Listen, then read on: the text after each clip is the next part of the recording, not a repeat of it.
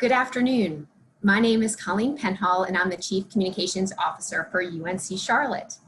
Thank you for joining us today for this town hall for students and families to discuss the change to the in-person start date for classes, which will now begin on October 1st. I wanted to provide you with some information how our town hall discussion will work today. We have several university leaders on the call today, including our Chancellor, Dr. Sharon Gaber. I'm going to start by asking several university leaders some questions based on the inquiries we've received from our Niner community. After that, we're going to open it up to any questions that you may have on your mind. To submit a question, you can do so at any time, right through the chat function. But because more than 500 people have registered for this session, you will not be able to see all the questions submitted through the chat function, but we do have a team capturing all of them. We're going to get to as many questions as we can today, but those that we cannot get to will be used to help inform our frequently asked questions on the Niner Nation Cares website. We are also recording this session and we will post it on ninernationcares.uncc.edu. Okay, let's go ahead and get started. Our first question is going to be for Chancellor Sharon Gaber. Chancellor Gaber, can you tell us a little bit more about why the university made the decision to go online for the first 3 weeks of the semester? And how will these 3 weeks really make a difference in UNC Charlotte's ability to open? Well, thanks, Colleen, and good afternoon, everyone. I guess what I want to start is have everybody understand that been a lot of communicating back and forth, both with the county health department and with the UNC system office over the past several weeks. And what we know, and you've probably seen in the news, is Mecklenburg County has had the highest rate of COVID-19 cases. What in our communications, what came up was that if we could go online for the first 3 weeks and give our county and our community the opportunity to stabilize further, because the trend has been that infection rates have been decreasing, but we need that trend to continue. That gives us a little bit more time, stabilize, and then be able to bring individuals back to campus. That is safer for our campus community, it's safer for the broader community. Along the way, we will continue those conversations, both with the county health department and with the system, to ensure that what we're doing is looking out for the health and safety of our students, our faculty, our staff, and our broader community. And so, Chancellor Gaber, one of the questions we're getting is there a chance the university could be all online in the fall? And if there are more changes, when will students and families be notified? Well, thanks. And I guess what we know for certain is that there is absolutely no certainty with COVID-19. So what I tell you today certainly can change tomorrow or the next day. And that has really been the only predictable thing about this illness. So we are working diligently. And yes, there is a chance that we will not be able to come to campus. And again, it will be a series of conversations, because what we want to do is make sure we are doing what is in the health and safety of our overall. Where we think it's not appropriate to move forward, we would let you know. We are committed to making that decision the week of September 21st, so that students and their parents, families will know before move-in begins on September 26th. So again, we continue to monitor. We will let you know after September 21st. And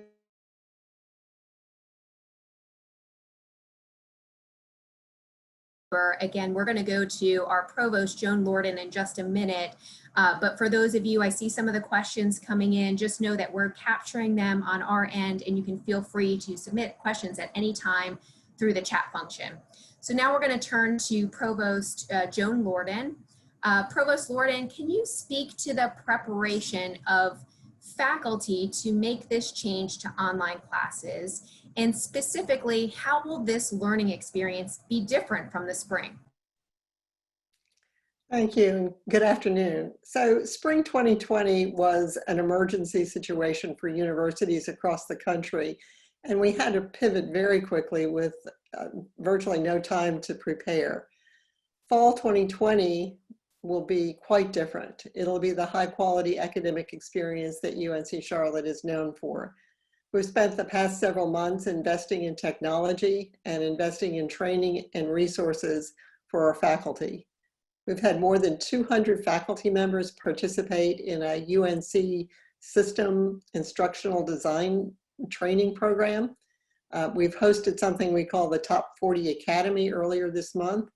This academy focuses on the classes that enroll a significant number of first time in college and transfer students, and focuses on using active and collaborative learning techniques to increase students' connections to each other and to the campus. And over the past several months, more than 450 faculty members enrolled in the training that's offered by our Center for Teaching and Learning so that they could enhance their online and hybrid teaching skills. And so one of the questions, Provost Lorden, we've received is about our students, are they able to switch their class schedule to fully online? So we have a lot of online classes that are being offered. Students who want to change their course delivery method after registering ought to consult their advisors and should try to do that before the semester starts. But September 14th is the last day to add a class or drop a class without penalty. But I would advise students to contact their advisors before making choices to find out what their options are and to see about either switching sections or choosing another course.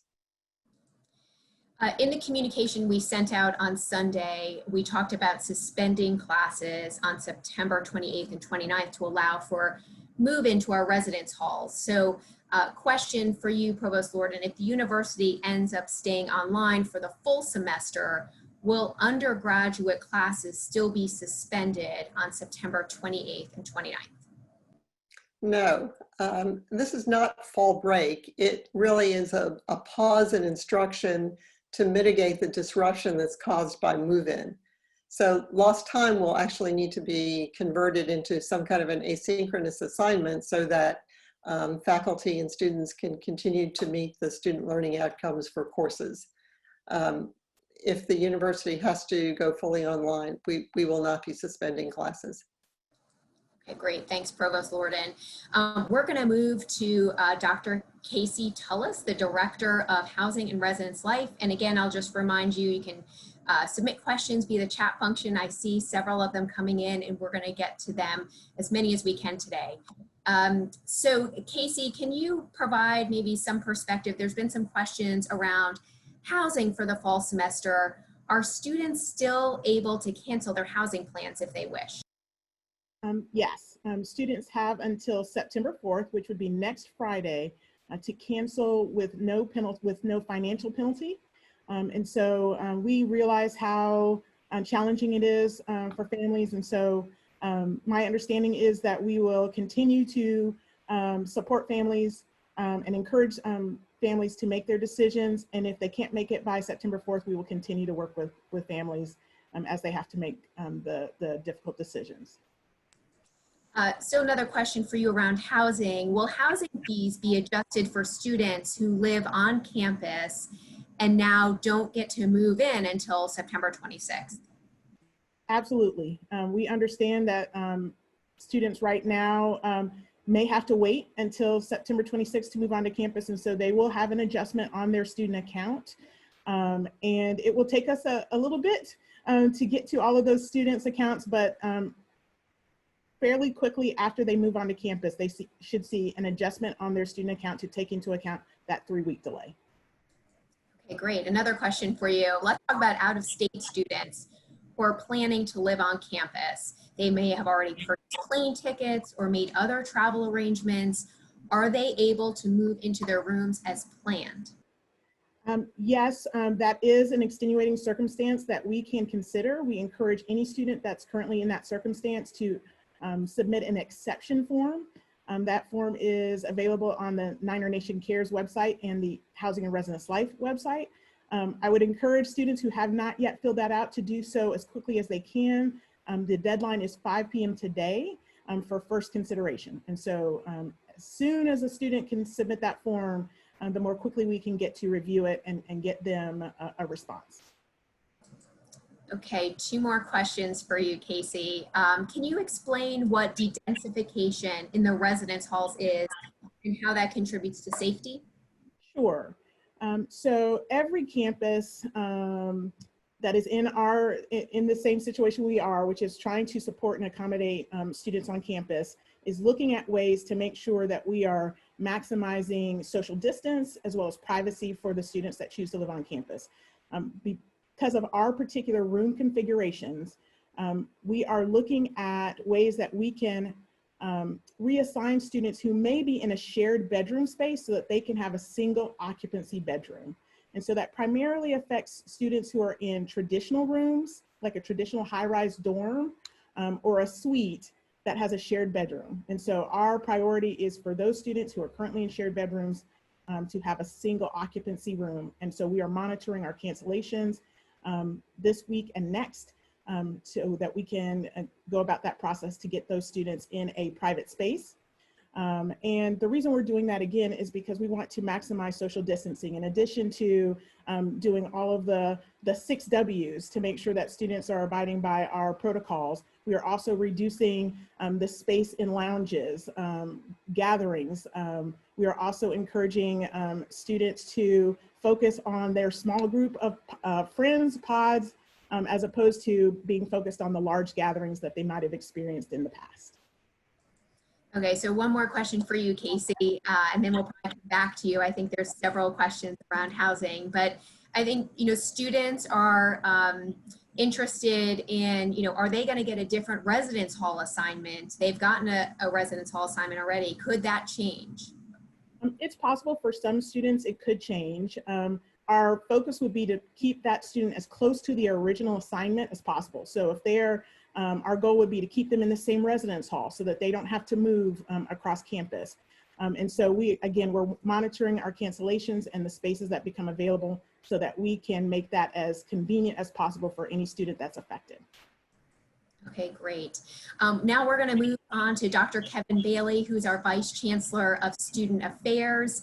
Again, if you've got questions, please submit them in the chat feature and we'll continue to answer them as they roll in. Dr. Bailey, we have heard in the news a lot about the role of large off-campus parties in infection rates at other campuses. So what is the university doing to reduce this risk at UNC Charlotte?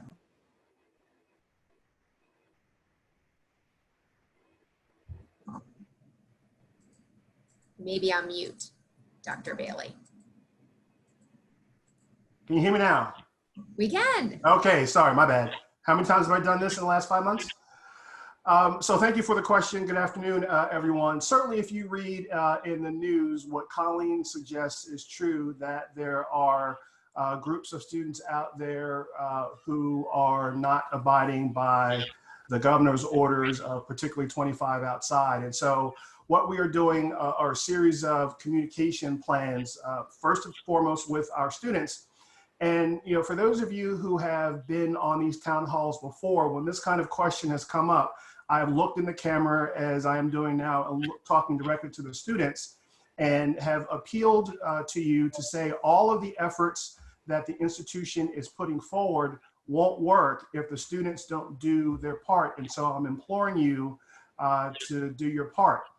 In addition to this plea that I just made, we are working with about a dozen to 15 nearby off-campus apartment complex managers to understand their rules and make sure that we are partnering with them to also hold students accountable in those areas. We've got great relationships with CMPD, Charlotte-Mecklenburg Police Department, and our local PPS, Police and Public Safety, who will also work with off-campus parties that we may come up on, and certainly make sure that they are cited. a lot of this has been about, punishment. We will certainly hold students accountable and organizations accountable for behavior. But we also want to make sure that we incentivize, good behavior and making sure that students who are abiding by the 25, no more than 25 outside, can do so in a responsible way. And so more to come from me related to communications in the days to come. Okay, great. Thanks, Dr. Bailey. We're going to move now to Rich Steele, who's our Associate Officer for Business Services. A lot of questions around adjustments, Rich, to dining packages and charges. Can you talk a little bit about that university is doing? Absolutely, and good afternoon to everyone. Of course, we are working out the details to finalize the process behind changes in meal plans, but we absolutely will be prorating meal plans for those who start October the 1st on campus. And those prorated meal plans, the price will change, and the meal plan will also be smaller than typical. So for example, we anticipate a 100 block meal plan will be a 78 block meal plan for that shorter academic term. Now, again, we're finalizing the details. We'll be communicating this broadly in terms of how that will be affected on the student account. But we also know that we have students who will be on campus starting next week. And we are providing a full complement of services, and all the meal plans will be activated starting August the 31st. So even if a student is living in the area, but maybe not moving on campus immediately, they can still utilize their meal plan on campus. We'll have a dining hall open in the student union. We'll have 2 to-go operations that use a meal swipe. We'll have a number of retail operations, Chick-fil-A, Bojangles, Wendy's, Starbucks, kind of all the favorites will be open. And of course, declining balance funds on the meal plan can be used at those locations. So we're kind of anticipating a meal plan start next week for the students who are in the area or living on campus already, and then kind of a secondary meal plan start October the 1st with the prorated plans. Okay, great. All this talk about meal plans at lunchtime is making me kind of hungry. Will dining be available beginning September 7th? If students are off campus but local, can they eat at our dining facilities? So everyone is welcome to eat at our dining facilities, and yes, we will have not 100% of our operations open because we'll have a much smaller campus population than we expect. We will have one of our 2 dining halls open, but in the South Village Dining Commons, we will have a new to-go operation that we're calling Flame To Go, and it will operate out of the upstairs of South Village. We will not open the South Village Dining Hall until September the 26th, when move-in begins for the October 1st start. We will also open up additional retail as we see demand. And so if we, for example, see a need to open the cafe and the library, we absolutely will. But we're going to watch that demand, and we're ready to adjust and pivot as needed. Okay, Rich, one more question for you. Will parking fees be adjusted? Yes. So again, we are finalizing the details behind this. Now, some of you have already purchased your parking permit. You may have already requested a refund, and all of those refunds are currently being processed based on current policy. And there was a prorated refund that you would currently receive and an administrative fee. We are retroactively changing that. So if you have already requested a refund and got a partial refund, we will fully refund that parking permit. We'll also provide a period of time where everyone can request a full refund. Now, if there will be a deadline for that, after that deadline, we will go back to our standard processes and standard policies for prorated refunds and an administrative charge. Now, we will also reopen parking permit sales just before the October 1st start. And those parking permits will be at a prorated rate. So the rates will be decreased to reflect the shortened academic year. And that will be broadly announced when the permits can be purchased for that October 1 start date. Okay, great. Thanks, Rich. And again, we're going to keep answering your questions that you are submitting via the chat function. You can do that at any time. We're going to go back to Chancellor Gaber. There's a question here about the spring semester. So has the university started to begin thinking about the spring semester if COVID-19 has not yet subsided? We are in conversations about spring semester. I think what we want to do is see how this goes in the next several weeks, and then we will keep everybody posted, but we will continue to talk to both the county and to the UNC system office about that. Okay, great. Thanks, Chancellor Gaber. A couple questions here on the academic affairs front. So I'm going to go to Provost Lorden. Provost Lorden, are students able to work with professors to take their classes fully only after on-campus classes resume? What's the best way for students to reach out to their course professors? Probably the best way to do it is through email, to email the professor. Okay, great. And then we got a question here that says, my child has a class that shows the professor listed as TBA. When will this be finalized, and who should she contact in terms of what books are needed for the class until then? Well, it would depend on what the class is. In some classes, the books are standard across sections. Probably the best thing to do would be to contact the department office and ask. And that can again be done by email. Several questions here around student life. So I'm going to go back to Dr. Bailey for these questions. First question for you, Dr. Bailey, how will consequences be enforced to students that do not follow the rules established by the university, for example, off-campus parties and gatherings? How will consequences be enforced? If I'm understanding the question correctly, we've got the Code of Student Responsibility at our disposal as the mechanism to adjudicate those violations.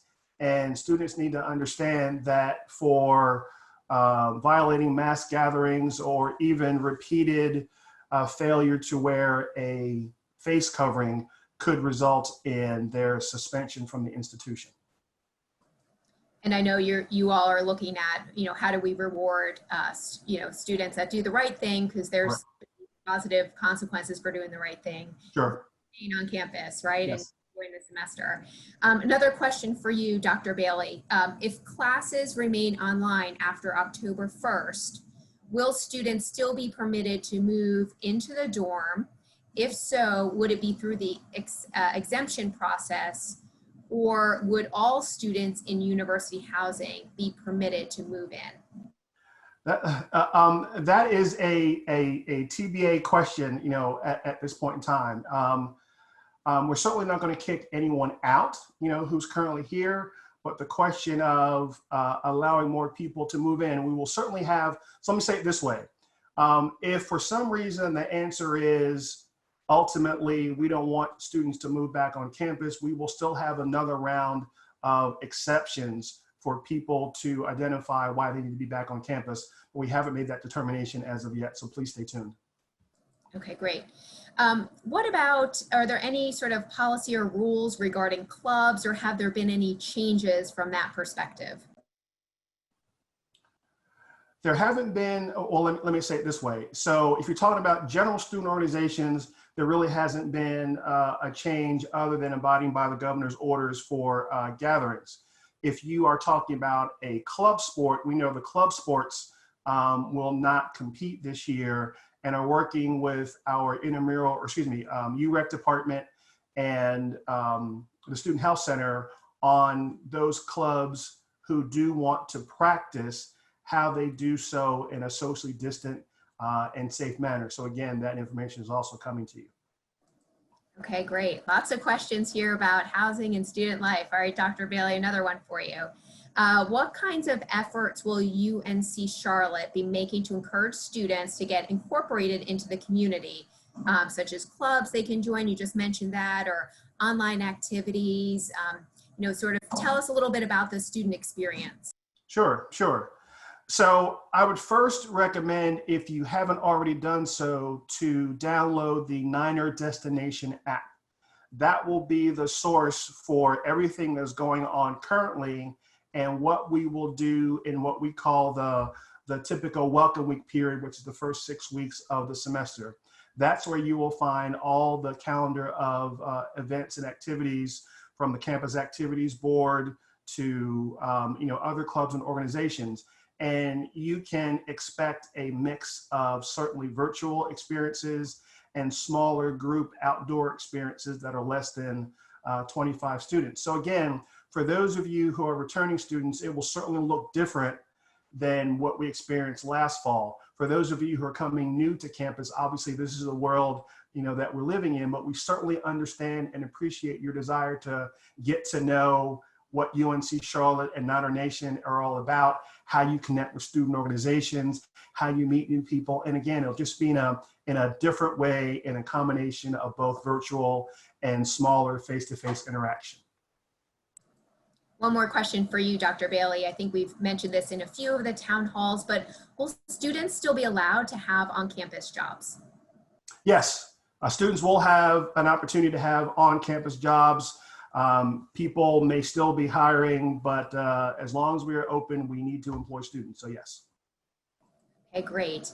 Again, you can submit questions via the chat function. We're going to get to as many of them as we can today. We're going to go back to Casey. Casey, there is a lot of questions around residence life. So let me start with from the top here. If a student moves into a residence hall and then changes their mind and wants to leave, will refund policies still apply to them? So I'm not sure that I know how to answer that. So a student at this time can cancel without penalty through September 4th. My understanding is that if we change the plan, that we will offer another opportunity for students to cancel their housing with no financial penalty. Beyond that, if a student is on campus and is required to leave campus, it is the university's intent to offer prorated refunds. Other than that, quite frankly, I'm not sure that I can give any more clear guidance. Okay, Casey, another question for you. If we cancel housing now, would we have to reapply for housing in the spring?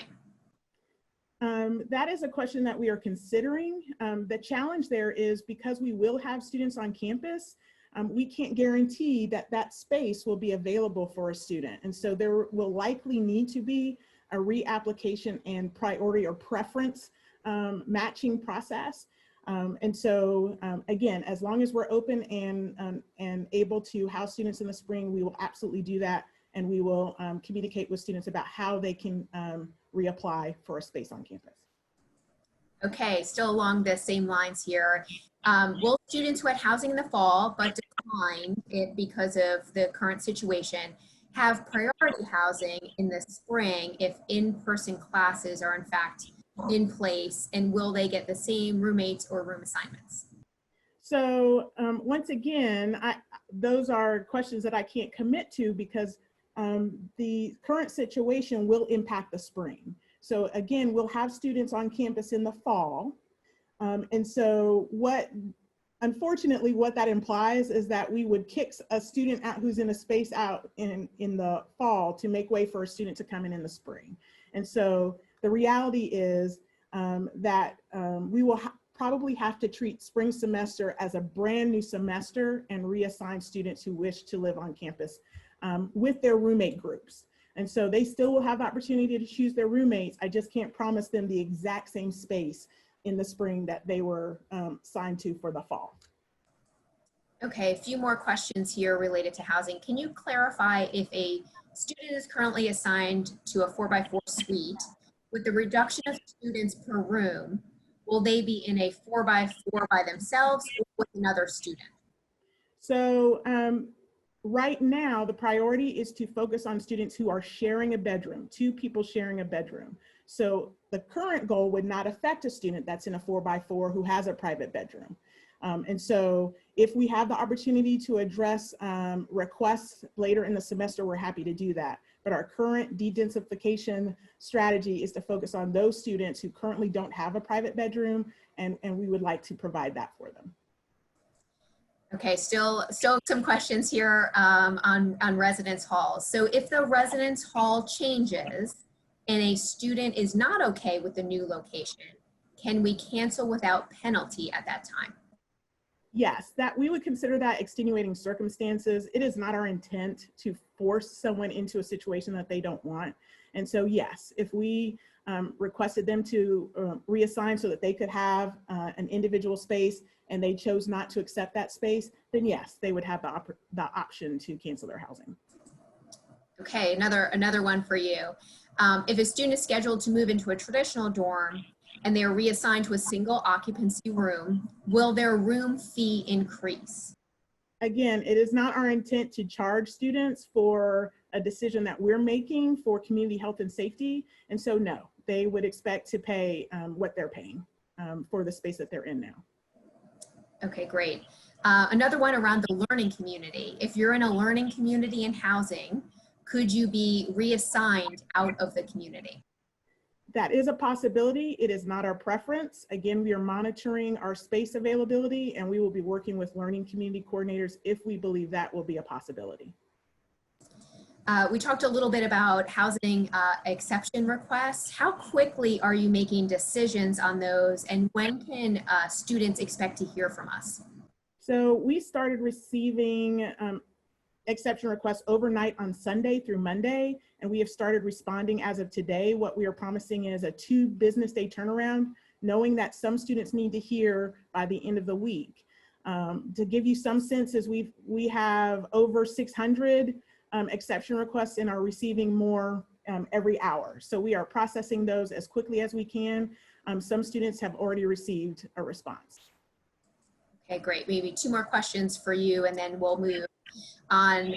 One is, will students be able to use the common spaces in the residence halls if they abide by social distancing guidelines? Absolutely. What we have been doing this summer is resetting maximum occupancy limits.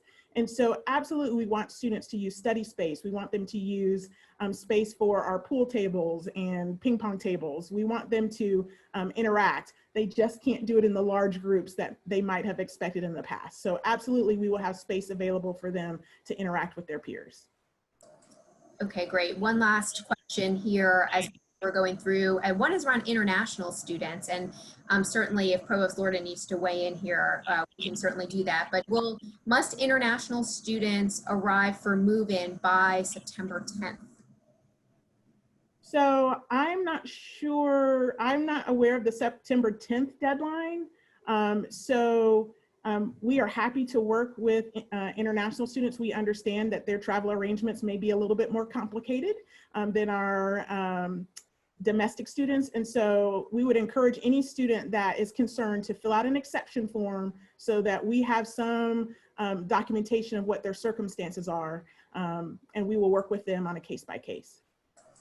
Okay, great, Casey. We're going to give you a little breather for a few minutes. We may come back to you though.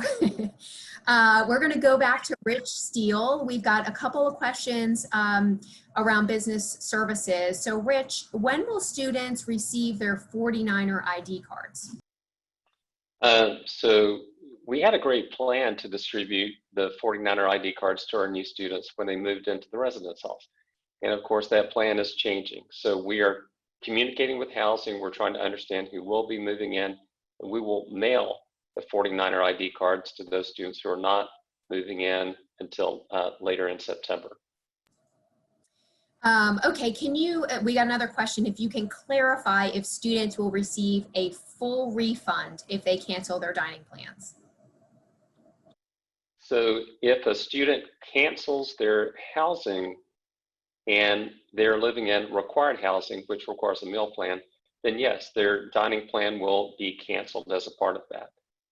And we are not, we also have a change in cancellation period, but if a student is living in housing that requires a meal plan, they will need to continue to maintain a meal Okay, some questions around food services. For the students on campus, can you clarify what food services will be available, and will students be able to go to the dining halls, or will food be bagged? So we will have limited dine-in seating in our dining halls. And again, starting Monday, August 31st, we will have Crown Commons open. We'll have a range of retail dining open. We'll have our 2 Meal Swipe to-go locations open. We will open more locations as the fall progresses. Then we'll have a relatively full complement of dining, as you might typically expect to see for fall semester, open on September 26th. We will have, again, limited dine-in seating in the dining halls. We will also offer some to-go options. We'll have microwavable meals that will be available to go. And for the weekends and potentially during the week as well, we will offer to-go options from inside the dining hall. Our retail locations, again, will have limited seating in those areas. They will all be properly socially distanced. And we, of course, have numerous outdoor areas that have a wide complement of seating available as well. So Rich, just drawing on what you said, I know your team has done a tremendous amount of work to make sure that there's social distancing protocols in the dining locations specifically. Can you talk a little bit more about the safety and social distancing protocols that we have in our dining facilities? So we have changed a lot of what you might expect to see. So we have, in some cases, very large queuing areas for our mobile food ordering pickup.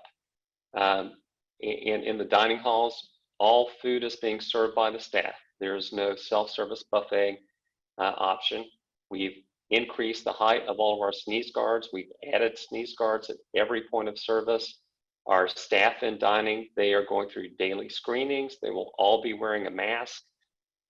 We have added to the disinfecting of each of the dining operations. We're closing between each meal period so we can do heavier disinfecting. We're doing even heavier cleaning at night every evening using electrostatic sprayers. So we are doing everything that is advised for our type of dining operation. Okay, one last question for you, Rich, and then we're going to move on. We've got some questions related to safety and testing. So last question for you, will parking permits be prorated and will the refunds be sent automatically, or how will that work? Important point to clarify. Students and employees, you must take action to have your permit refunded. So again, we will communicate details broadly on exactly how to do that. You can currently go to the PATS website and use the process that is outlined to request a refund, but yes, you must take action in order to get a refund, and then you must take action if you want to repurchase a permit to start October the 1st. Okay, great. Thanks, Rich.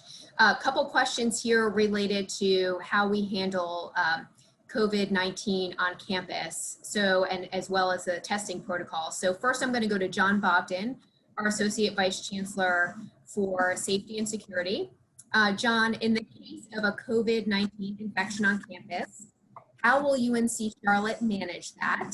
Do you have an area to quarantine, and will these students receive health services? Okay, so you broke up a little bit, so I didn't get all of it. How will they quarantine if they're positive? On-campus students, is that the first part? Yeah, so let me repeat it. In the case of a COVID infection on campus, how will UNC Charlotte manage that? And do we have an area to quarantine, and will these students receive health services? Okay, so for starters, yes. We have a quarantine and isolation process already developed. It's been running since the early days. Fairly robust. We have 120 rooms set aside on campus. And if you're an on-campus student, the first priority for any positive is to quarantine in a private residence if it's available, if it's feasible.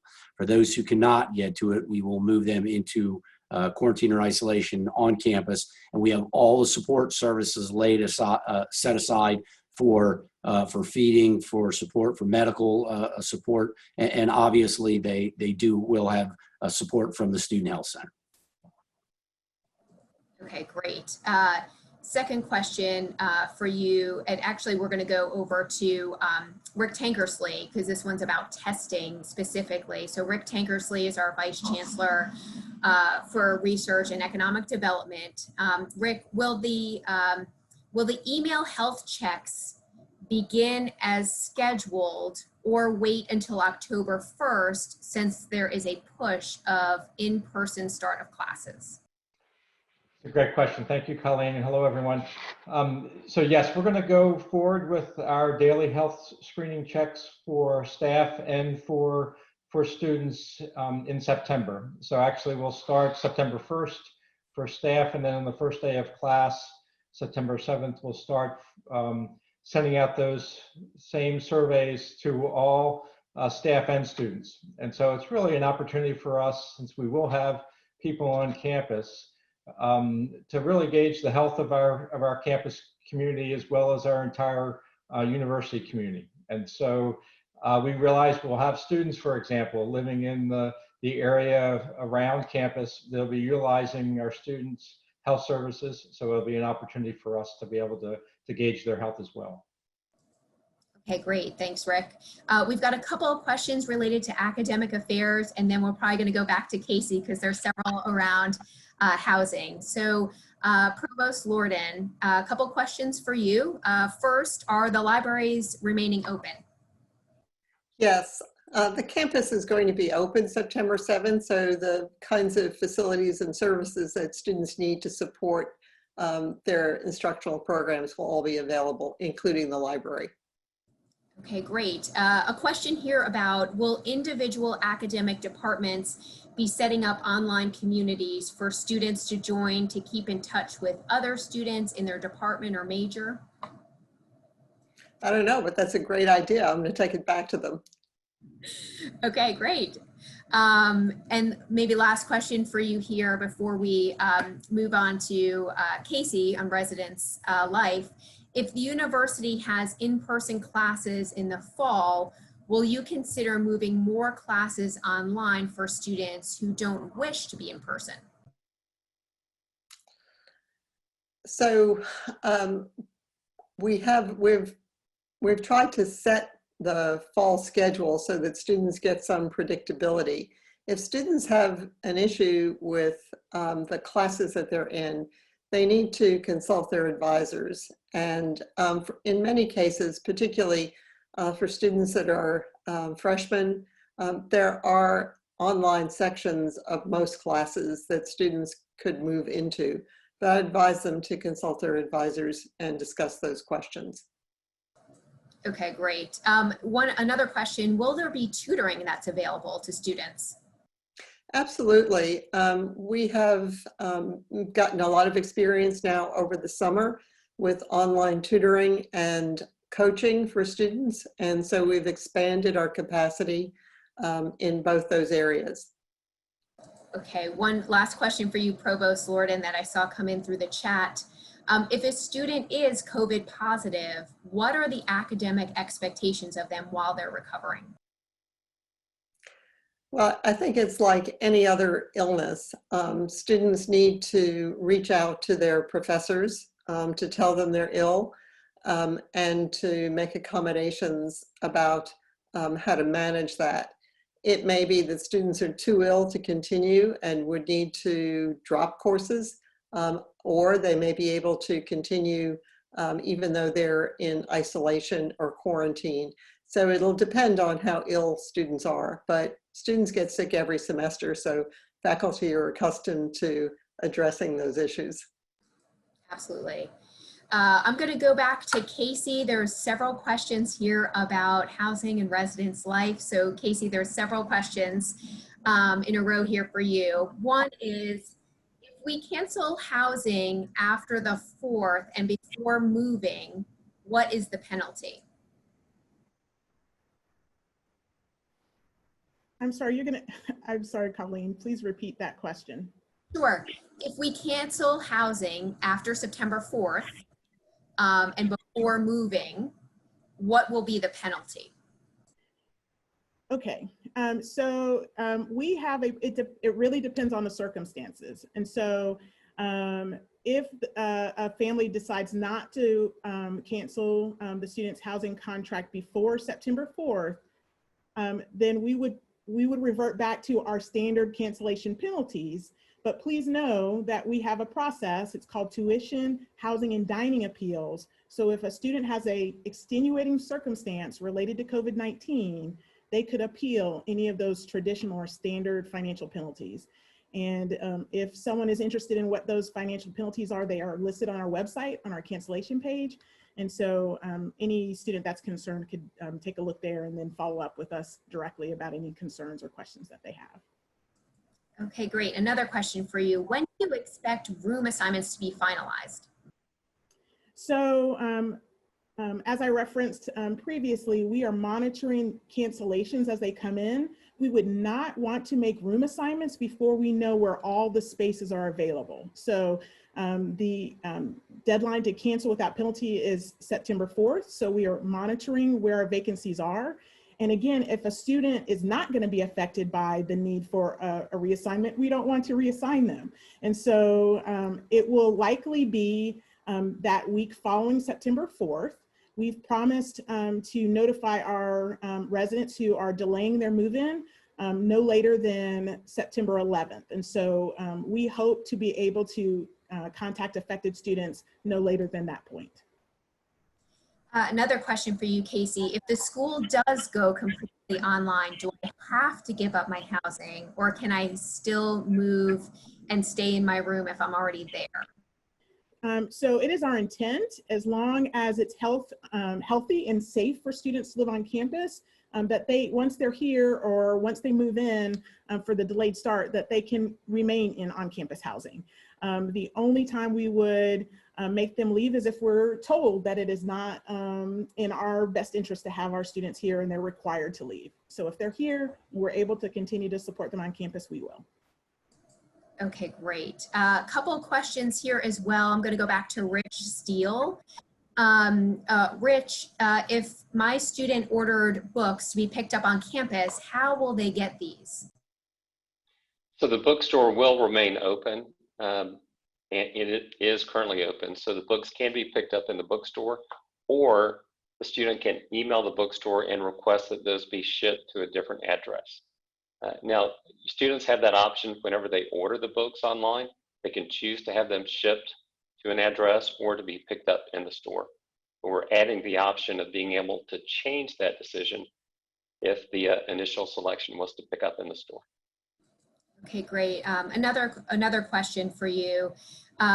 Once in-person classes resume, can students purchase food without a dining plan? Oh, absolutely. So we're doing it as contactlessly as possible and cashless. And so we're encouraging everyone to use our mobile food ordering app so that all they'll have to do is come and pick up their food when they're notified that it's ready. Okay, great. Looks like we may have another question here for Dr. Bailey. Dr. Bailey, to follow up on something that you said earlier, are you planning to cite students for not following safety protocols on campus? Yes. Okay. A couple other questions here. I'm going to go to Provost Lorden. There's a few questions from an academic affairs perspective. The first, Provost Lorden, is will disability services be open for testing in their office? Yes, disability services will continue to work with students as needed. Another question around how do we know for students what books are needed for classes? Well, there are a couple of ways. One is to look at the course on the Canvas site and look at the syllabus. The syllabus should tell you what the books are that are needed. Okay, great. We actually have some questions about athletics. So I am going to go to our athletic director, Mike Hill. Mike, if student athletes are already on campus and the campus is closed at some point, will they be allowed to stay or will they need to leave as well? Well, that's a great question. Currently, we're in a situation where athletes have been back on campus for several weeks as the NCAA permitted voluntary workouts to begin in early June. And so we brought back our football team and members of our basketball teams and some of our fall sports in a voluntary capacity. And of course, football practice and some of our other sports began their actual practices here in early August. So they are, many of them living in off-campus residences, but we do have some who live on campus. And for now, our plan is to continue that. But of course, we'll do whatever is in the best interest of the institution, the safety of the institution, depending on the conditions of the community. One more question while I have you. They want to know what's going to happen to football this season. Can you maybe elaborate on that? Well, I was hoping somebody could give me an answer to that question instead of me having to answer it. It is a great question. You know, we're still working hard to move ahead and to play. Our first game is scheduled for September 12th at Appalachian State. The following week, we go to Chapel Hill to play the Tar Heels. So we've got some big games coming up. As of now, I'm really proud of our football team and all of our athletes. We've had, almost 1,300 tests that we've conducted this summer. COVID tests, and we've only had 8 positives total since early June, which is a 0.6% rate that I think that most communities would love to have right now. So they're working really, really hard to prepare for the season. I know Coach Healy's doing an awesome job managing that message with our players and our staff. So again, though, it's all, I think we'd be naive to say it's not very fragile. It is. You know, we're hopeful that the protocols we have in place through our conference, which will include testing 3 times a week for the football team and all of our opponents within our league, will allow us to do so safely. I can also say that our players desperately want to play. We've had an opportunity to sit down with them. Both the chancellor and I, in fact, spent some time with the leadership council of the football team a couple of weeks ago just to hear their voices.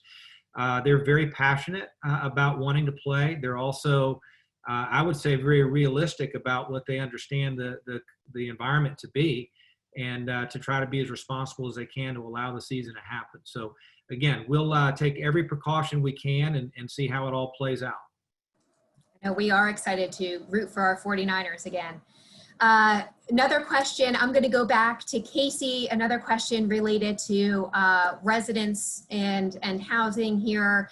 Casey, should the university go completely online after October, will I have another chance to cancel my housing without penalty post September 4th? So my understanding is related to any change in plan or chancellor's announcement the week of September 21st, there would be another opportunity provided to cancel without penalty. Okay, great. We've got another question around just signage on campus and what the expectations are. So I'm going to go to John Bogdan, our AVC of Safety and Security. John, can you just elaborate on, what will there be signage around campus to remind people of the safety protocols? Absolutely. I mean, we've got the very deliberate new norm campaign, and it's pretty ubiquitous. I mean, you'll find it just about everywhere. But yeah, we've got a lot of opportunity to just make sure people are clear. Identifying like elevators, only one person at a time, stairwells that are maybe up only or down only, directional indications in hallways to keep people separated, as well as obviously reminders about the 6 W's and wearing face coverings. Yeah, and I'll just put in a plug for the Niner Nation Cares website. You can also see some of that signage. We've posted just a sampling of what that looks like on the website so everyone can see it as well. I'm going to go to Bailey now, Dr. Bailey. We've got several questions for you as well, again, related to enforcement of not following protocols. And so the question is, can you clarify what site means in terms of citing students. Are they on probation, but they're still living there? Are they still attending classes in whatever form? Are they suspended and removed from campus? Can you elaborate a little bit on that? Sure.